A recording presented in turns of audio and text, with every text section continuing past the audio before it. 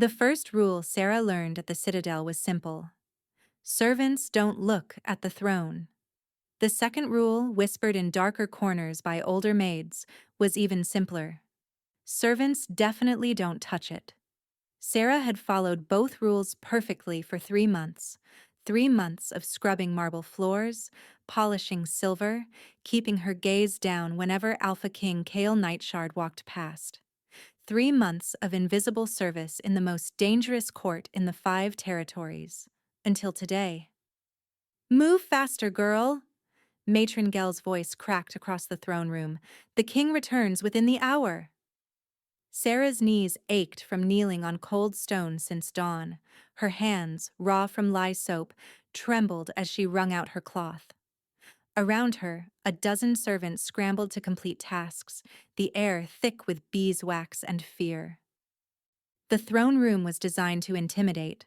Vaulted ceilings disappeared into shadows. Pillars carved with hunting wolves lined the hall. And at the far end, elevated on black obsidian, sat the throne itself. Even empty, it commanded attention. Carved from midnight stone that absorbed light, silver veins ran through its surface like frozen lightning. The armrests were shaped like snarling wolf heads, empty eye sockets that nonetheless seemed to watch. Legend said it had been forged in the first full moon after the Great Divide, when wolves and humans still remembered they'd once been one people. Legend also said it chose its kings. Sarah had heard the whispered stories, how the throne remained dark for 70 years after the last true Alpha King died. How 100 pretenders tried to claim it, only to be rejected. Some humiliated, others consumed by black fire. How Kale Nightshard, bastard son of a minor pack, had walked up those steps 5 years ago, and the throne blazed with silver light visible from 3 territories away. The wolves called it destiny. The humans called it witchcraft. Sarah called it none of her business. "You there!" Matron Gel's gnarled finger pointed at her. "The dais needs polishing." Sarah's stomach dropped. "Matron, Now!" The other servant's eyes filled with pity as Sarah gathered her supplies and climbed. 15 obsidian steps, each one bringing her closer to power that had broken stronger people. At the top, she knelt carefully, positioning herself to clean without touching the throne. The air felt different here, thicker, electric, like the moment before lightning strikes. Sarah dipped her cloth and began scrubbing. "Don't look at it," she told herself. "Just clean and leave." "Seraphina!" Matron Gale's shriek made Sarah jump. Her hand slipped. She twisted to catch herself. Her palm slammed against cold stone. Not the dais, the throne. Time fractured. The world went white, then silver, then exploded into moonfire. Light erupted from where her skin met stone, racing up the dark surface like liquid starlight. The wolf head armrests ignited with silver fire. Luminescence threaded through every vein, turning the throne into a constellation of impossible brilliance. And then it spoke. Not with sound, but with a voice that bypassed her ears and resonated in her bones. "Luna." The word reverberated through the chamber like a moonlight bell. Every servant froze. Every torch flickered. The air itself shimmered with recognition. Sarah tried to pull away, but couldn't move. The light wrapped around her wrist, warm and insistent. Images flooded her mind, wolves beneath full moons, a crown of starlight, hands intertwined under ancient trees, golden eyes meeting hers with devastating intensity. Then, suddenly, the light died. Sarah collapsed on the dais, gasping. Her palm burned where it had touched stone, and when she looked down, she saw a mark. A silver crescent moon, glowing faintly against her skin. The throne room had gone silent. Matron Gel stood at the bottom steps, face drained of color. Other servants pressed against walls, eyes wide with terror. No one moved. No one breathed. "What have you done?" Matron Gel whispered. Sarah stared at her marked palm. The throne had lit up. It had called her Luna, the word for an alpha's mate for a queen. "I didn't mean to," Sarah said, voice breaking. "I slipped." The throne recognized her, a young servant breathed. Recognized a human.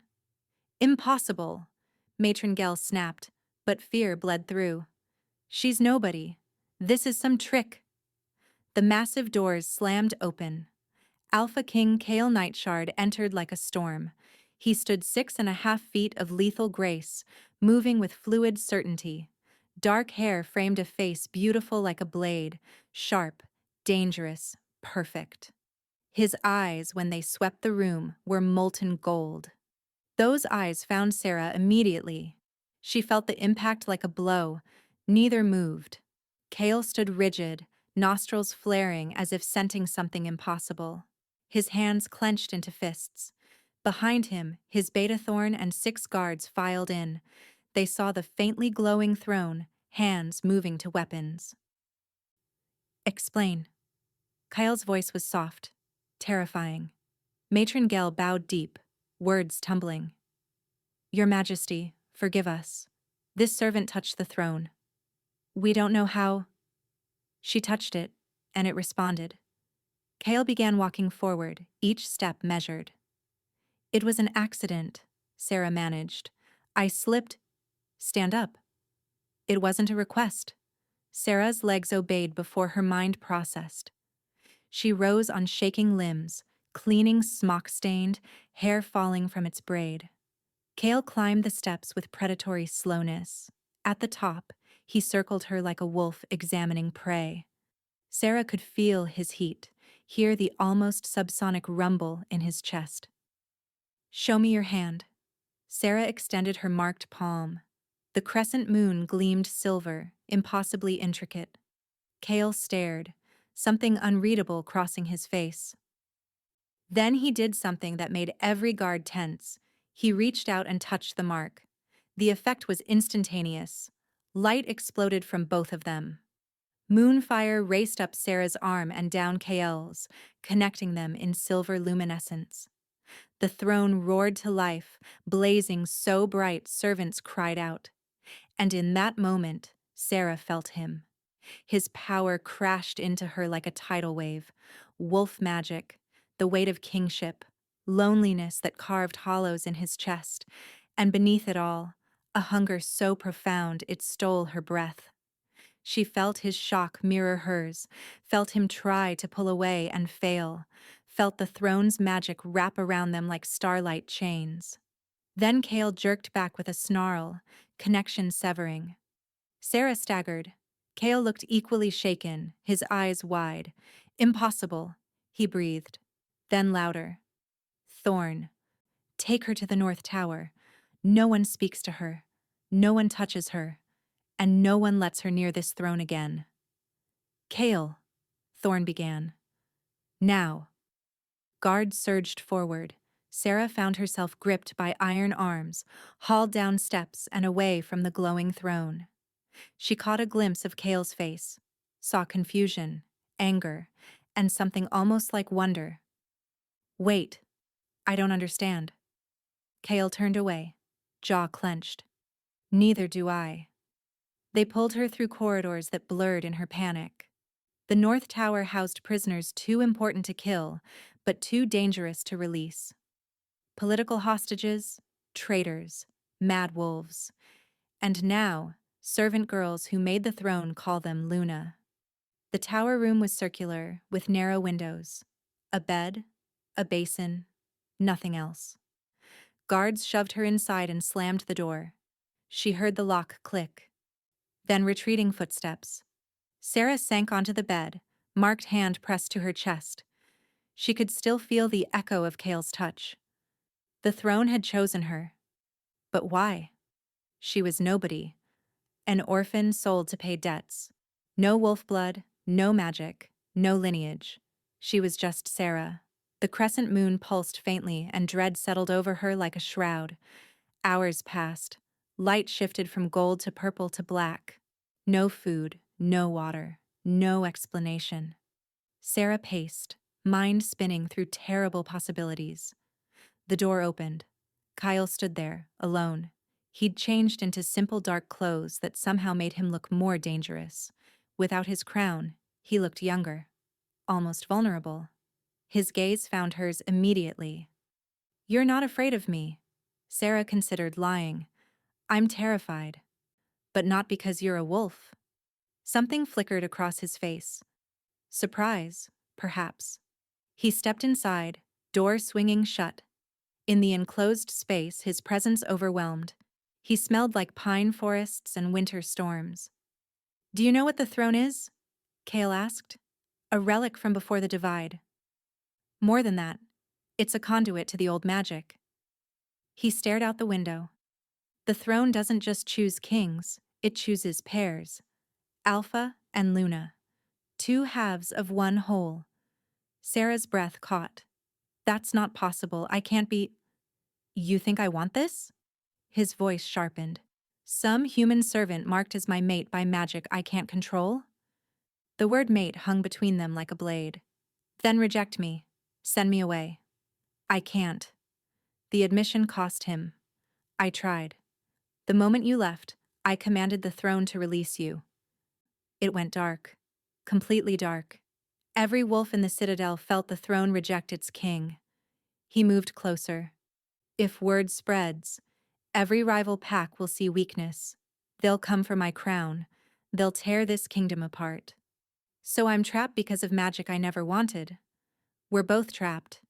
He stopped close enough that she could see amber flecks in his eyes. "But there's something else. The mark isn't complete." "What do you mean?" "A true Luna mark comes in two parts. The throne gives potential. The alpha gives acceptance through a claiming bite. Until I claim you, you're vulnerable. The mark makes you visible to every wolf. Some will see you as a threat, others as a prize. If another alpha claims you first—" He didn't finish. "What happens to you?" "The throne rejects me. I lose everything." Sarah sank back, mind reeling. "So I'm claimed by you or become a target for every ambitious wolf." "That covers it." They stared at each other. Sarah saw her own trapped feeling reflected in his eyes. "Why me? I'm nobody." "I don't know." His certainty cracked. "But the throne does. In 5,000 years, it's never been wrong." He turned to leave, pausing at the door. "Someone will bring food and clothes. Tomorrow, we announce our engagement to the court." "Engagement? Would you prefer I call it what it is? Political necessity wrapped in desperate magic?" His hand gripped the frame until wood creaked. "We have 3 weeks before the lunar conjunction. 3 weeks to convince everyone this isn't weakness or madness." He stopped, looked back with raw vulnerability. 3 weeks to figure out if the throne saw something we can't see in ourselves. Then he was gone, leaving Sarah alone with a marked palm and a future she never chose. She looked at the glowing crescent and wondered if the throne had made history's biggest mistake. Or if it knew exactly what it was doing. Sarah woke to sunlight and silk. For a moment, wrapped in warmth, she thought she'd dreamed everything. Then she lifted her hand, saw the crescent moon still gleaming, and reality crashed back. The room was palatial. Massive 4-poster bed draped in midnight blue. Tapestries depicting wolves beneath full moons. A wardrobe revealing dresses in colors she'd never worn. Crimsons, greens, blacks embroidered with silver. A servant stood beside the wardrobe. Not a girl Sarah knew. This woman was older, refined. "Good morning, my lady. I'm Mira, your personal attendant." My lady. Yesterday, she'd scrubbed floors. "I don't need—" "The king requests your presence at court in 2 hours. We must prepare you." The next hour blurred. Mira drew a bath scented with lavender and moonflower. When Sarah sank in, her permanently tense muscles finally relaxed. Mira washed her hair with practiced efficiency. "The court will watch everything. Your posture, your dress, how you address the king. They'll look for unworthiness. I am unworthy. I'm a servant." You're the woman the throne chose. That makes you more worthy than every highborn lady here. After came the dress. Deep emerald that brought out her gray-green eyes. The fabric was impossibly soft. When Mira laced the bodice, Sarah caught her reflection. She barely recognized herself. Dark hair fell in waves. The dress transformed her from invisible servant to someone who might belong. Almost. One more thing. Mira produced a silver chain with a crescent moon pendant matching her mark exactly. I can't. It's a statement. Wear the mark with pride or the court will destroy you. A knock. Thorn appeared, scarred and intimidating. The king is waiting. Sarah followed through corridors she'd cleaned but never truly seen. Servants pressed against walls, eyes wide. Some shocked, others angry, a few envious. Yesterday, I was one of them. Thorn led her to a council room. Massive table, high-backed chairs, maps on walls marking territories. Cale stood studying a northern map, formally dressed in black and silver, crown on his head. When he looked up, something flickered in his eyes. You look different. Cleaner. Less likely to ruin ancient artifacts. A ghost smile touched his lips. About yesterday, I was harsh. You were honest. I was an ass. None of this is your fault. He moved toward her. I took frustration out on you. That was unworthy. An apology from a king. The court will be difficult. My council, pack leaders, high-born ladies who've positioned themselves as Luna candidates, they'll be shocked and angry. Should I look appropriately humble? You should remember the throne chose you. Not them. His eyes held hers. I need you to believe that, even if I'm still figuring out how. The door opened. 6 men entered, bearing power and age, lords of Cale's council. Lord Vander led them, tall, silver-haired, born to command. His pale eyes swept Sarah with contempt. Your Majesty, rumors have been flying. Surely you'll clarify this situation. I intend to. Cale's voice carried authority. Gentlemen, meet Lady Seraphina, the woman the throne marked as Luna. The room exploded. Impossible! A servant! Madness! Only Vander remained silent, watching Sarah like prey. The throne has never been wrong. Cale cut through chaos. For 5,000 years, it's chosen true pairs. I trust the old magic more than my own judgment. But she's human, Lord Blackwood protested. Young, dark-haired, handsome. No pack, no lineage, no training. Then we'll train her. And if she fails? Vander's quiet question carried weight. What then? She won't fail. You sound certain of someone you met yesterday. Vander's eyes never left Sarah. Tell me, girl, can you lead? Make decisions that cost lives? Stand beside a king without flinching when he must be ruthless? Every eye turned. Sarah felt their hostility, their skepticism. Good. I don't know. I've never led anyone but myself. Never made such decisions. She met Vander's stare. But I've survived things you've never imagined. Been hungry enough to steal. Cold enough to consider dying. Desperate enough to sell myself to survive. So while I don't know if I can be what you think a Luna should be, I won't break easily. I've been broken and rebuilt more times than you can count. Silence fell like snow. Cale's expression stayed neutral, but she caught approval in his eyes. She has spirit, Blackwood admitted. Spirit won't defeat the Ravenclaw pack when they challenge, Vander countered. Spirit won't manage diplomacy. Spirit isn't enough. Is enough. Cale's command silenced them. The throne has chosen, I've accepted. If any wish to challenge my authority, do so, but be warned, I won't be merciful. The threat hung heavy. One by one, lords bowed, all except Vander, who studied Sarah before inclining his head. As you command. But might I suggest a test? What test? The Luna's ball is in 3 weeks. Traditionally, the Luna-to-be demonstrates fitness by hosting. Let Lady Seraphina prove she can navigate politics, manage the highborn, present herself as worthy queen. If she succeeds, the council accepts her. If she fails, he left it hanging. Agreed, Sarah said before Cale could respond. Every head swiveled. I'll host your ball and prove I belong, or fail publicly and save everyone the pretense. Sarah, unless you doubt me, Your Majesty? For a long moment, they stared. Sarah saw calculation, reassessment, then something like respect. Very well. Lady Seraphina will host the Luna's ball. Council dismissed. Lords filed out, Vander lingering with a look promising complications. When the door closed, Sarah's knees nearly buckled. Either very brave or very stupid. Probably both. She collapsed into a chair. What have I agreed to? 3 weeks to learn everything a Luna should know. Etiquette, politics, alliances. While every highborn lady watches, hoping you'll fail. No pressure. Sarah. He crouched so their eyes were level. You don't have to prove anything to them. Yes, I do. Not for them. For me.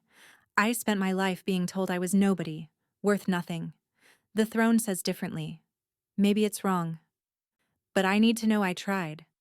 Kyle studied her face. That strange connection flickered again. You're going to be trouble. Is that a problem?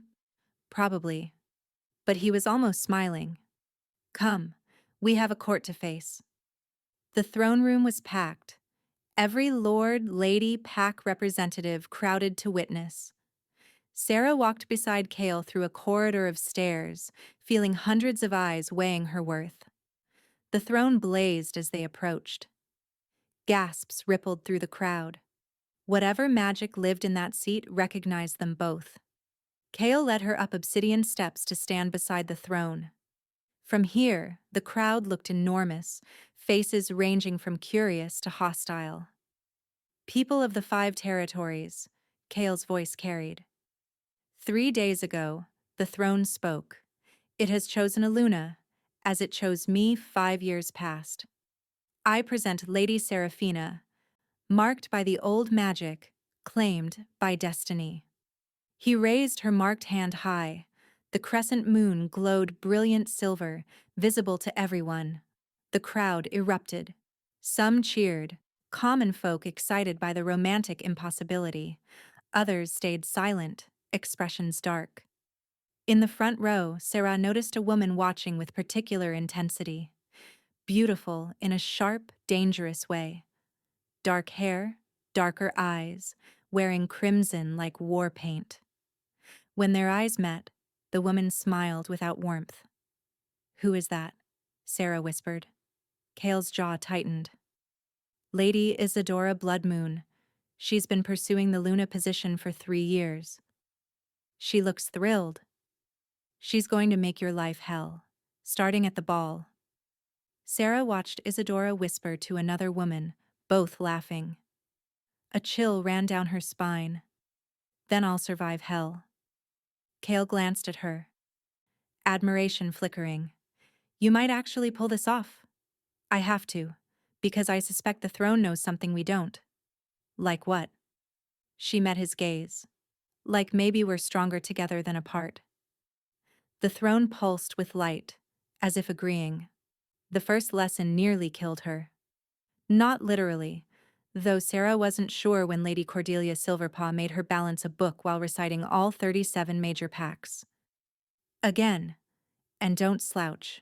A Luna's posture must be impeccable. Sarah gritted her teeth.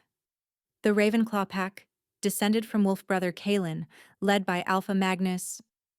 The book tumbled for the 15th time. Unacceptable. 3 weeks until the ball.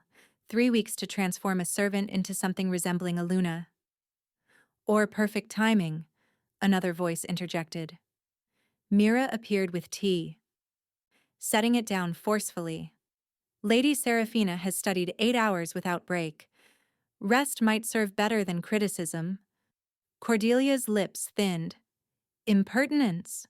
Truth. Fine, 15 minutes. But tomorrow we begin dance lessons. If you can't master the Luna's waltz by week's end, we're doomed. The door closed with a decisive click. I like her, Sarah said dryly. She's a nightmare, but she's why the last 3 Lunas didn't embarrass themselves. Mira poured tea. Drink, and try not to throttle her. The bitter tea helped. Sarah sank into a chair, muscles aching. The lesson room was merciless, mirrors reflecting her inadequacy from every angle. How did the last Luna manage? Surely she didn't know all this beforehand. Mira's expression shuddered. There hasn't been a Luna in 15 years. King Kale's father refused to take a mate after his first died. And before that, she hesitated. Before what? The previous Luna went mad. They say the mark drove her to it, the weight crushing her mind. She walked into the forest one winter night and never returned. Sarah's tea tasted like ash. Mira, why would the throne choose someone who couldn't handle it? Who says she couldn't? Maybe the kingdom broke her, not the magic. Before Sarah could respond, raised voices echoed from the corridor. She recognized Kale's, though she'd never heard such fury. Dare question my judgment. Someone must. Lord Vander, you've elevated a nobody based on superstition. Sarah moved to the door, ignoring Mira's warning. Through the gap, she saw Kale and Vander facing off, Thorn between them. The throne has chosen true pairs for 5 millennia. Who are you to question? I question your wisdom in accepting so readily. Vander's voice dripped poison. Convenient, isn't it? A servant with no family, no connections. No one to object if something unfortunate happened to her. The temperature dropped. Explain that remark. Carefully. I'm merely suggesting a temporary Luna might serve purposes. Satisfy the throne without political complications. And if she met with an accident before claiming... Kel moved impossibly fast. One moment 3 feet away, next he had Vander against the wall, forearm across his throat. Listen carefully. Sarah is under my protection. If anyone threatens her, they'll answer to me. And I promise, Vander, you don't want to see what I'm capable of when truly angry. My king. Thorn's voice was cautious. The court is watching. Indeed, servants had frozen throughout the corridor, witnessing their king threaten a lord. Sarah saw calculation in Vander's eyes even as he gasped. This was exactly what he wanted. Let him go, Sarah said, stepping into the hall. Every eye turned. Kale's gaze found hers, still blazing with protective fury. Let him go. He's not worth it. He threatened you. He tried manipulating you. And you're letting him succeed. Kale's jaw worked, but slowly he released Vander. The Lord sagged, massaging his throat. This isn't over, Vander rasped. Yes, it is. Because you've revealed your hand, Lord Vander. You don't care about tradition. You care about maintaining power. And you see me as a threat. Sarah smiled coldly. Then you have nothing to fear at the ball, unless I prove more than temporary. Vander's eyes narrowed. Without another word, he stalked away. Courtiers scattered. Kyle stared at her. You shouldn't have interfered. You were about to start civil war over an insult. That wasn't just an insult. He threatened your life. And you defended me, very publicly, very violently. She touched his arm, feeling tension vibrate through him. Thank you. But I need you to trust I can handle snakes like Vander without you tearing the court apart. I don't need to trust you. I need to protect you. Those aren't mutually exclusive. I'm not fragile. I've survived worse than veiled threats. His expression shifted, something softening. I'm beginning to see that. Your Majesty. Thorn cleared his throat. Evening patrol reports need review. Right. Kale straightened. King reasserting over protective wolf. Sarah, we need to talk tonight. There are things about the claiming you should understand. More things? How many surprises can one throne contain? You'd be surprised. He almost smiled. Meet me in the library after dinner. Bring questions. I'll try answering honestly. He left with Thorn, and Sarah sagged against the wall. Well, Mira said, that was educational. Which part? Death threats or near strangulation? The part where you stepped between an alpha king and his rage. That took courage or stupidity. It's a fine line. The library occupied an entire tower, 5 levels of books smelling of leather and time. Sarah arrived after dinner to find it lit by floating orbs, magic she was still adjusting to seeing. Cale stood by a massive window back to her. He'd changed to simple dark clothes that made him look more dangerous, not less. Come in, close the door. This requires privacy. Sarah complied, heart beating faster. The library felt intimate despite its size. You wanted to talk? Cale turned, and vulnerability in his face made her breath catch. I need to tell you about the claiming, what it means, what it requires. You need informed choice before the ball. Because once we begin, there's no going back. Sarah moved closer. I know about the claiming bite, that it completes the mark. It's more than a bite. The claiming is intimate. It requires closeness, vulnerability, surrender from both parties. The magic won't accept less than absolute willingness. Heat crept up Sarah's neck. Intimate how? The claiming must happen during heightened emotion, traditionally, during, well, you're clever. You're saying we have to. She couldn't finish. Not necessarily. But the bond requires intense connection to seal properly. It can't be forced or faked. The magic would know. He met her eyes. And that's what you need to understand. If we do this, if I claim you as tradition demands, it's not theater. It's magic that binds us for life. We'll feel each other's emotions, sense each other's pain, be connected in ways most married couples never experience. There will be no walls between us. That sounds overwhelming. It is. I've seen claimed pairs move around each other like 2 parts of one being. It's beautiful. It's also suffocating if you're not ready. Are you ready? I don't know. I've been alone a long time, built walls so high I'm not sure how to lower them. The idea of someone in my head, in my heart. He trailed off. But the throne thinks you're my match. And I'm starting to wonder if it knows something I don't. If maybe what I think is strength, those walls, that isolation, is actually weakness it's trying to correct. Sarah studied him in the golden light. Powerful, dangerous man who looked lost, admitting vulnerability. What if we're terrible for each other? What if the throne made a mistake? Then we'll be magnificently terrible together. Cale crossed to her. But I don't think that's happening. Why not? Because you stepped between me and my rage. Because you challenged lords who wanted to dismiss you. Because you agreed to host a ball that could destroy you just to prove worthiness. He stopped close enough she could feel his warmth.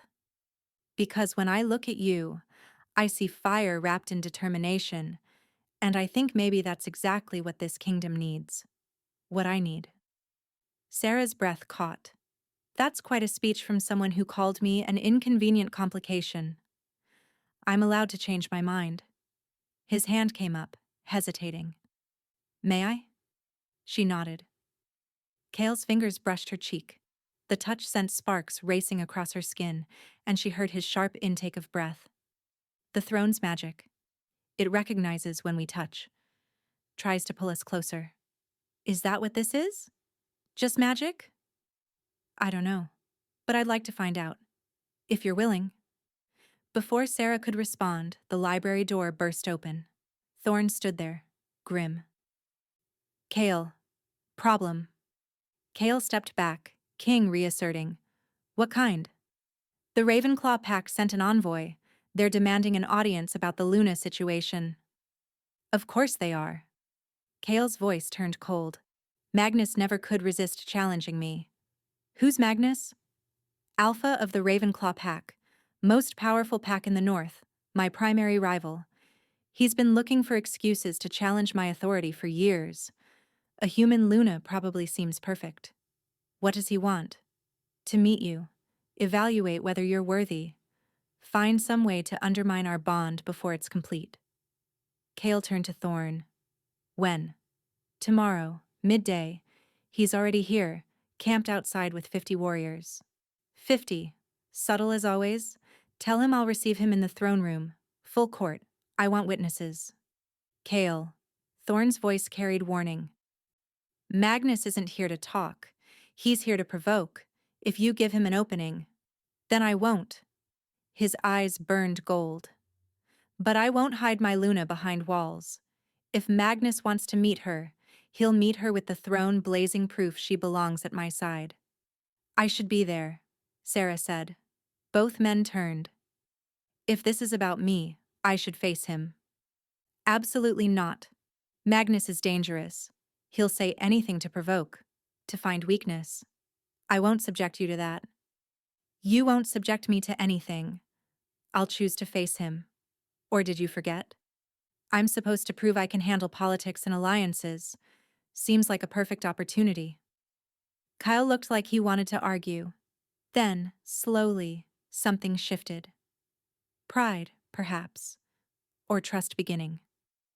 Fine, but stay close. And if he says anything uncomfortable, I'll handle it. Unless you don't think I can? I think you're about to surprise everyone, including Magnus, especially me. The next morning, Sarah stood before her mirror, while Mira wove silver through dark strands. You're sure? Magnus Ravenclaw is not kind. Neither am I, not when I need to be. Good, you'll need that. A knock. This time, Lady Isadora Bloodmoon stood in crimson silk and cold ambition. Lady Seraphina, how lovely to chat. Lady Bloodmoon, to what do I owe this? I wanted to offer advice, woman to woman, about Magnus. I'm listening. He's going to try humiliating you, to prove Kale made a mistake. Isadora's smile was poisonous.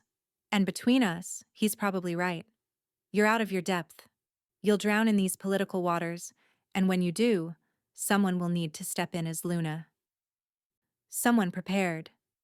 Someone like you? I've been preparing my entire life. I know every pack, every alliance, every secret.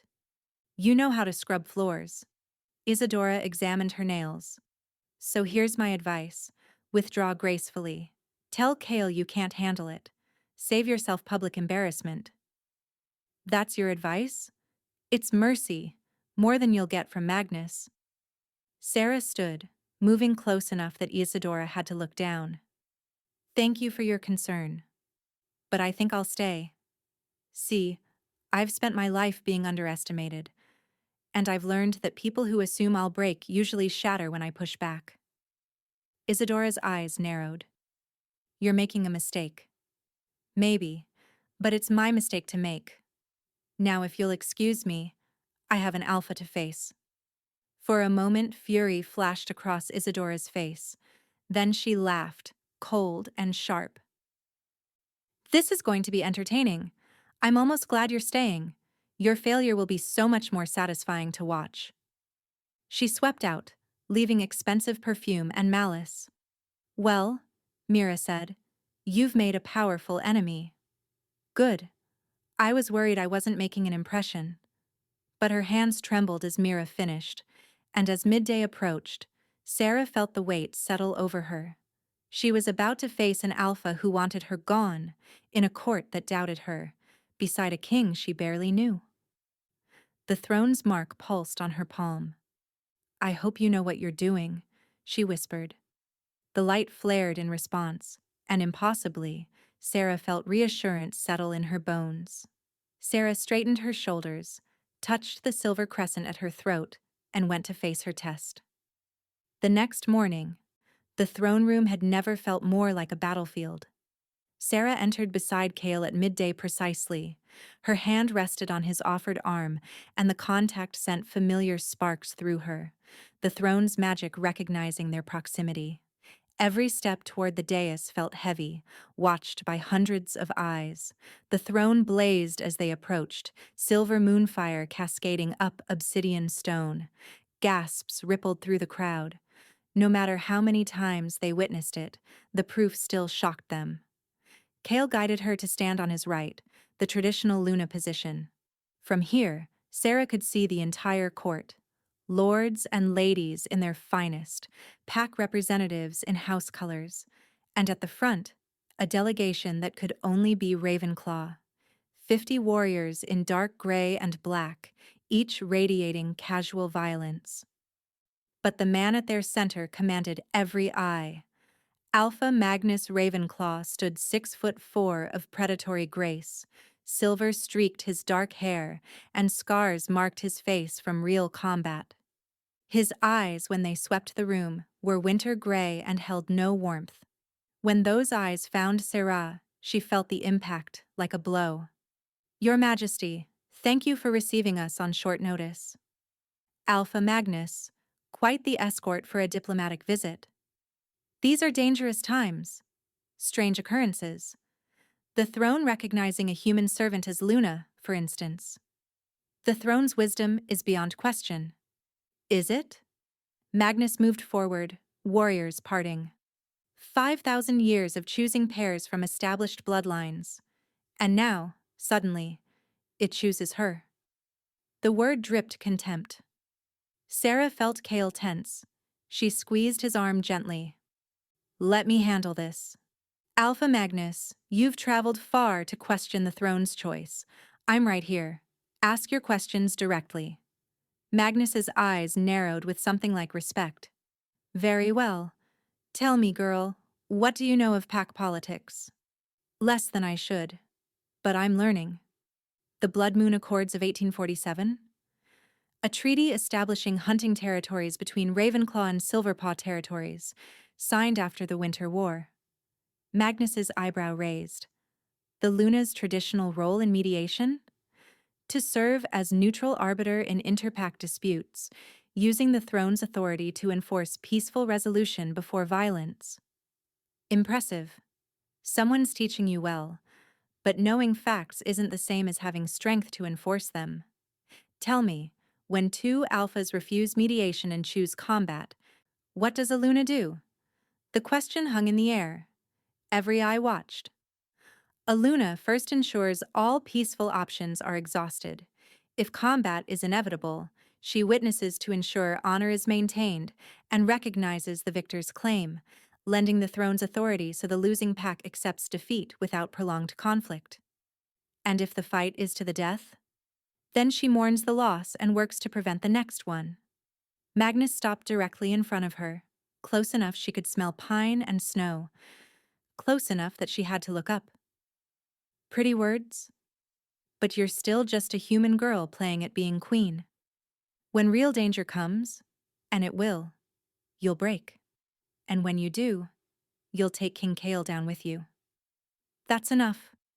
Kale's voice carried alpha command that made several wolves flinch. "Is it? I think your king is afraid I'll expose the truth, that this is political theater, that you're a placeholder until he finds a real Luna." Something hot flared in Sarah's chest. "You want proof I'm real? Fine." Before anyone could react, Sarah reached out and pressed her marked palm against Magnus's chest. The effect was instantaneous. Silver light exploded, but this wasn't gentle recognition. This was the throne's power asserting dominance, reminding an alpha that it was older and stronger than any wolf alive. Magnus staggered back with a snarl, eyes flashing golden as his wolf surged. His warriors moved forward, hands on weapons. "Stand down!" Kale's command froze everyone. The silver light faded, leaving Magnus staring at his chest. The fabric showed a perfect handprint, glowing faintly with moonfire that refused to fade. "The throne doesn't make mistakes. It chose me. You can accept that, or keep challenging it. But the magic doesn't care about your opinion. Neither do I." For a long moment, silence. Then Magnus began to laugh. It started as a chuckle and built into genuine amusement that transformed his harsh features. By the old gods, she has fangs after all. He bowed, actually bowed to Sarah. Not deep, but the gesture of respect from one equal to another. My apologies, Lady Seraphina. I came expecting a frightened girl. Instead, I find someone who'll mark an alpha for questioning her. He glanced at Kale. You might have chosen well after all, Nightshard. The throne chose well, Kale corrected. Indeed.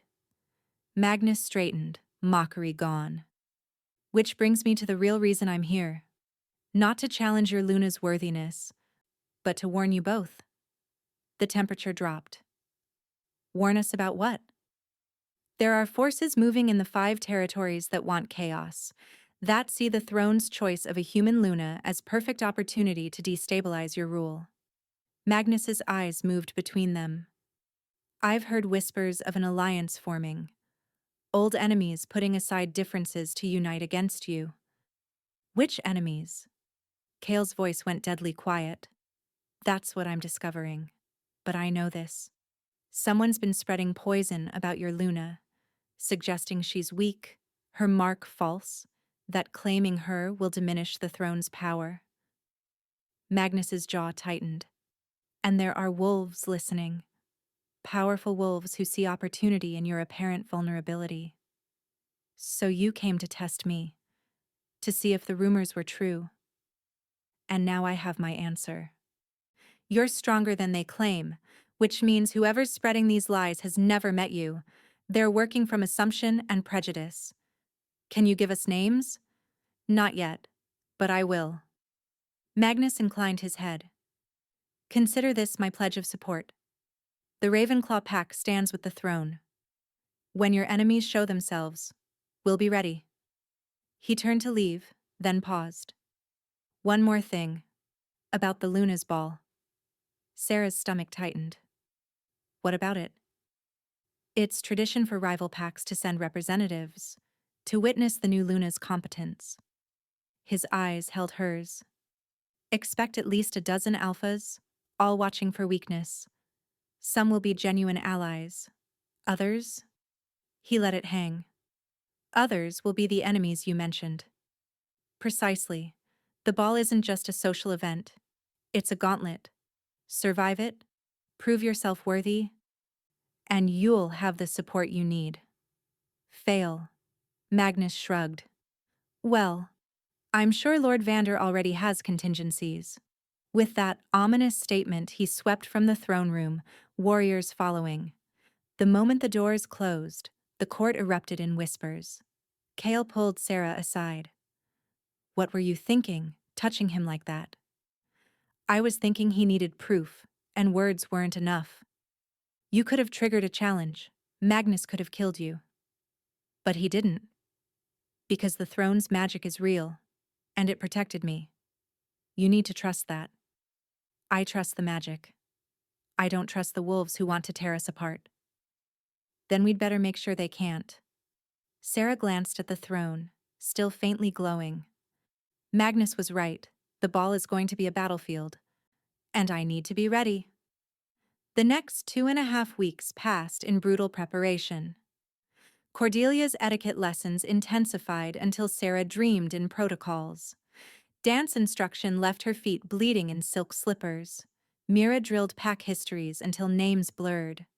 And through it all, Kale was there, not hovering, but present. He joined her dinners to discuss politics. He walked gardens while she recited alliances. He watched her dance practices with intensity that made her skin flush. You're improving, he said one evening, catching her when she stumbled during a complex turn. I'm surviving. There's a difference? In 3 days, we'll find out. They'd fallen into the Luna's waltz ending position, his hands on her waist, hers on his shoulders, faces inches apart. The music had stopped, but neither moved. Sarah, about the claiming. Her heart kicked. They'd danced around this conversation for weeks.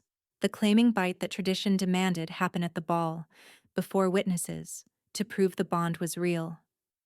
I know it's customary. Do you? His gaze searched hers. It's not just ceremony. The moment I mark you, everything changes. You'll feel what I feel. Know what I know. We'll be bound in ways that can never be undone. And if I don't want to be undone from you? The words hung between them, vulnerable and brave. Kyle's expression shifted, something raw breaking through. Then I need you to be sure, because once this happens, I won't be able to let you go. The wolf in me, the magic in the throne. It will bind you to me so completely that separation will be agony. Is that what you want? To bind me to you? I want, he struggled. I want to understand why every time you're near, I can think of nothing else. Why your smile makes something in my chest unwind. Why the thought of you facing danger makes me want to tear apart anyone who might harm you. That's the magic. Is it? Because it feels like something more. His hand cupped her face. It feels like the throne saw something I was too blind to see, that maybe we fit together in ways that have nothing to do with destiny and everything to do with choice. Kale? Your Majesty. Thorn burst in, expression urgent.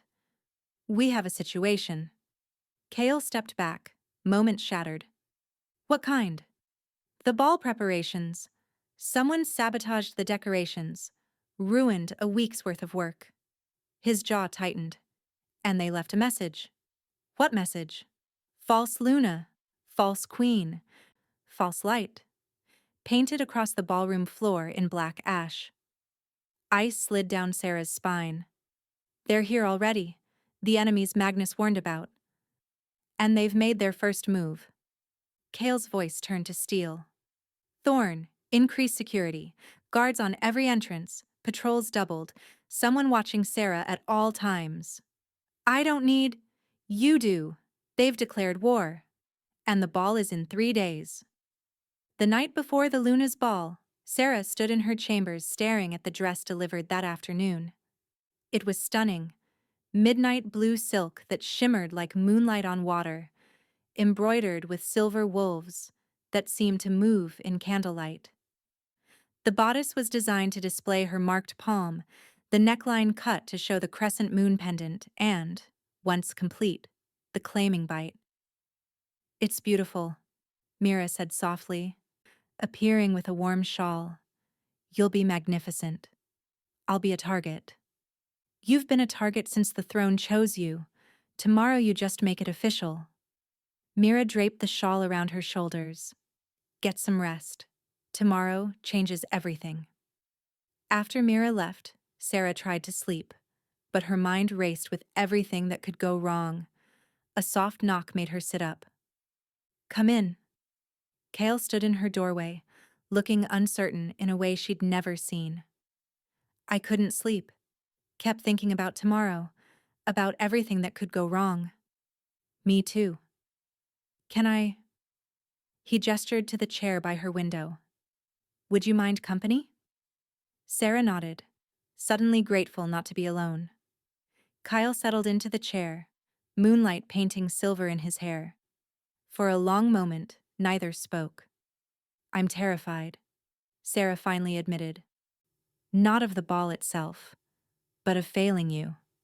Of proving everyone right. That I'm not strong enough. Not worthy enough. You're the strongest person I know. You've survived things that would break most wolves. You've faced lords and alphas with courage I've rarely seen. You've claimed your place through sheer determination. But what if that's not enough? Sarah. He moved to kneel beside her bed, taking her marked hand. The touch sent silver light dancing across their skin. The throne chose you. I'm choosing you. Whatever happens tomorrow, we face it together. Together. Together. Then softer. May I stay? Just until you sleep? I'll just sit here. I need to know you're safe tonight. The vulnerability in his request undid something in her walls. Yes. Stay. Kyle returned to his chair, settling in like a guardian. And with him watching over her, Sarah finally felt her eyes grow heavy. Kale? Thank you for choosing me back. She didn't hear his response, already sliding into dreams, but she felt the warmth of his regard, steady as moonlight. Tomorrow would bring challenges, enemies, tests she might fail. But tonight, she wasn't alone. And that made all the difference. The ballroom had been transformed into something from a dream. Thousands of candles illuminated crystal chandeliers. Walls draped in midnight blue and silver displayed wolves embroidered in thread that caught light and seemed to move. The musicians' gallery overlooked a dance floor large enough for 300 guests, and every single one had come to watch Sarah fail. She stood in the antechamber, staring at her reflection. The midnight blue dress fit perfectly. Her dark hair swept up in an elaborate style, woven with silver chains. The crescent moon pendant rested against her throat like a brand. She looked like a Luna. She felt like an imposter. Breathe, Mira instructed, adjusting the train. You know every dance, every protocol, every name. You're prepared. Prepared to be torn apart by wolves in formal wear. You've survived worse. But Mira's smile was strained. A knock preceded Kale's entrance. He stopped when he saw her, something flashing in his eyes. You're beautiful. You're required to say that. I'm required to do many things. Lying isn't one. He crossed to her, offering his arm. Ready? No, but let's do this anyway. They walked to the massive doors. Sarah could hear conversation on the other side, 300 wolves waiting to judge her. Remember, you don't have to prove anything to them. You've already proven everything to me. And if I stumble, then I'll be right beside you, always. The doors opened. His Majesty, King Kale Nightshard and Lady Seraphina, Luna marked. The ballroom fell silent. Sarah walked forward on Kale's arm, every eye tracking them down the grand staircase. She recognized faces. Lord Vander, expression unreadable. Lady Isadora, smiling like a cat with prey. Magnus Ravenclaw, watching with keen interest. And others. So many others. Alphas from the 5 territories, their mates, pack representatives. Everyone evaluating, measuring, searching for weakness. They reached the bottom. The crowd parted, creating a path to the center where tradition dictated the Luna must open the ball with the ceremonial first dance. The musicians struck up the Luna's waltz. Kale led her to the center. His hand found her waist, hers rested on his shoulder. Their marked palms pressed together, sending silver light cascading between them. Don't think. Just feel the music. Trust me to lead. Sarah sank into the dance, into the rhythm she'd practiced until her feet bled. Kale moved with predatory grace, guiding her through turns and dips that felt natural when his arms held her secure. The ballroom spun, candlelight and faces and whispered conversations Sarah stopped trying to hear. There was only this: the music, the movement, the man whose eyes never left hers. When the final notes faded, Kale dipped her low, his face inches from hers. Applause erupted, but Sarah barely heard it over her pounding heart. Perfect. Luck. Skill. His smile was genuine. Now comes the hard part. Mingling. The next hours were a gauntlet. Lady Isadora approached first, poisonous in crimson. Such a lovely performance, though I noticed a slight hesitation during the third turn. I recovered. This time. But there's so much more to being Luna than dancing, isn't there? Before Sarah could respond, Magnus materialized. Lady Isadora, how thoughtful to offer guidance, though I'm sure Lady Seraphina has excellent advisors. Isadora's expression soured, but she excused herself with icy politeness. Thank you. Don't thank me yet. She's the least of your problems tonight. The evening wore on. Sarah fielded questions about pack histories, mediated a dispute between 2 minor alphas, managed not to spill anything despite carrying champagne through a crowd that seemed determined to jostle her. By midnight, her feet ached, her cheeks hurt from smiling, and her patience had worn thin. That's when Lord Vander made his move. He approached with 3 older alphas, all radiating challenge. Lady Seraphina, we've been discussing the claiming ceremony. It's tradition for the Luna to demonstrate acceptance before the court, to prove the bond is genuine and not merely political theater. Sarah's stomach dropped. The claiming will happen as tradition dictates. Will it? One alpha stepped forward. Or will King Kale stage something false? A performance to placate the throne while maintaining flexibility. Are you questioning my king's honor? We're questioning whether a human can truly bond with our kind. Perhaps a demonstration would allay concerns. Here, tonight. Let the king claim you before witnesses, and we'll have our answer. The crowd had gone silent, conversations dying. Sarah glanced across the ballroom. Kale had gone rigid, his eyes blazing. They were forcing the claiming. Here, now, in front of everyone. Not in the private ceremony Kale planned, but as public spectacle designed to humiliate them both. Well, unless you're afraid the bond won't take? That the throne made a mistake after all? Sarah's marked palm burned. The throne's magic surged through her, responding to the challenge, and she suddenly understood. This was the test. Not the dancing or the politics. This moment where she either cowered or claimed her place with certainty. She looked Vander in the eye and smiled. You want proof? Fine. She turned to face the entire ballroom, raising her voice. I call upon the throne's ancient right. I, Seraphina, Luna marked, formally request the claiming ceremony, here, tonight, before all witnesses. Gasps rippled through the crowd. Even Vander looked shocked. Instead of refusing, she'd called his bluff and raised the stakes. Kale pushed through the crowd. When he reached her, he leaned close. You don't have to do this. Not like this. Not because they're forcing your hand. I'm not doing it because they forced me. I'm doing it because I'm ready. Are you? For a heartbeat, uncertainty flickered. Then something shifted. Acceptance, desire, determination. Yes, I am. He took her hand, raised it high so everyone could see the crescent moon glowing silver. By the throne's ancient right, I accept my Luna's call.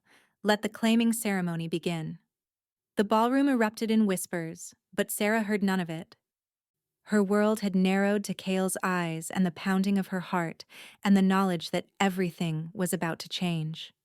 The ceremony was older than kingdoms. At Kale's command, servants cleared the center. The crowd pressed back, forming a circle of witnesses. Someone dimmed the candles until only moonlight through massive windows illuminated the space.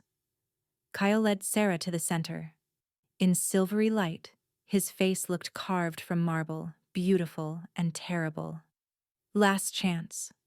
Once we begin, there's no stopping. The magic will complete what the throne started. I know.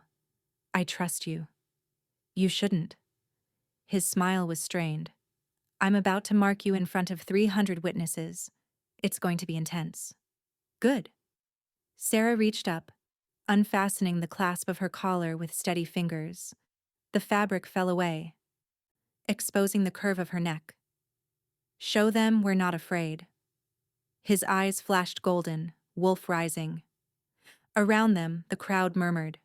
Some excited, others scandalized. Sarah, do you accept this claiming? Do you accept me as your alpha? Your mate? Your king? The formal words.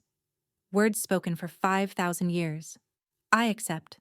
I accept you, Kale Nightshard, as my alpha, my mate, my king. I offer myself freely, without coercion or regret. Magic crackled through the air. Do you understand what this means? That you will be bound to me in body, mind, and soul? That my pain will be your pain, my joy your joy, until death parts us? I understand, and I accept. Then I claim you. Kale pulled her close, one hand cradling her head while the other wrapped around her waist. Before these witnesses, before the throne, before the old gods themselves, you are mine. He bent his head to her throat. The moment his teeth pierced her skin, the world exploded into silver fire. Sarah gasped as magic flooded her veins like molten moonlight. It wasn't pain. The pain transformed into something else entirely. Pleasure, power, connection so profound it stole her breath. She felt Kale's consciousness crash into hers, and suddenly she knew him. His loneliness, his doubt, his fierce protectiveness. And beneath it all, a yearning hope that maybe this woman was exactly what he needed. Through their bond, she felt him experiencing her the same way. Her strength forged in suffering, her fear of failure, and the growing certainty that standing beside this man felt like home. His consciousness whispered, possessive and reverent. She answered and meant it. The magic built between them, silver light cascading outward. When Kale finally released her throat, Sarah's knees buckled. He caught her easily, holding her as the last waves of power settled. "Look," he whispered, turning her to face the ballroom. Every candle had blazed back to life, flames burning silver. And on her neck, a perfect pattern of silver crescents glowed like captured moonlight. The ballroom erupted. Magnus raised his glass in salute. But Vander's expression promised this wasn't over. Hours later, as dawn painted the sky, Sarah stood with Kale on the balcony. "We did it. You did it." He wrapped an arm around her waist. Through their bond, she felt his satisfaction, his pride, his fierce protectiveness. And beneath it all, something warmer. Love, maybe. Or the beginning of it. What happens now? Now we face whatever comes together. He pressed a kiss to her claimed mark. The throne didn't just choose us as rulers, it chose us as partners. Sarah turned in his arms, looking up at him. "I believe it too." Then she kissed him, soft and sweet, as the new day broke. In the throne room far below, the ancient seat blazed with silver light. Not a warning, but a celebration. And in a tower window, Lord Vander watched with cold calculation, already plotting his next move. The battle for the throne was far from over. But for now, a servant girl who'd become Luna and a king who'd learned to trust held each other as the city woke below them. Together. Always together. As the throne had always known they would be.